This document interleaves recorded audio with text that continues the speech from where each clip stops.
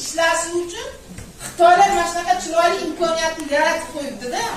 Bekorga ishlamasin deb. Chunki bular qarasangiz, bizda mana hozir plastostopiya, ya'ni yassi tovonli kasalligi juda ko'payib ketgan.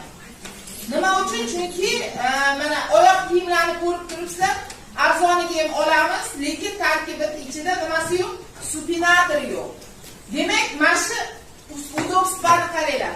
Buni kiyganingizda amortizatsiya beradi, ya'ni purjinaga o'xshab og'irligingiz belga do'q-do'q urilmas ekanda, og'irlik butun tanadagi og'irlik mana shu stelkada ko'rib turgan nuqtalaringizga tushar ekan. O'zingizni bosimingiz bilan, o'zingizni og'irligingiz bilan mana shu nuqtalarni o'zingiz massaj qilishni boshlar ekansiz. Bu massajni hech qayerda ola olmas ekansiz.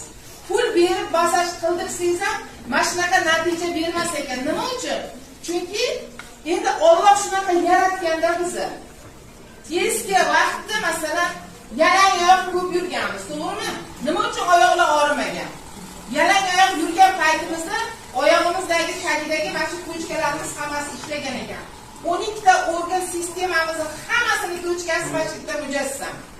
Demak, sizni mana ginekologiya deysizmi, murskoy половой organ deysizmi, ichak deysizmi, buyrak deysizmi, yurak deysizmi, o'pkami, butun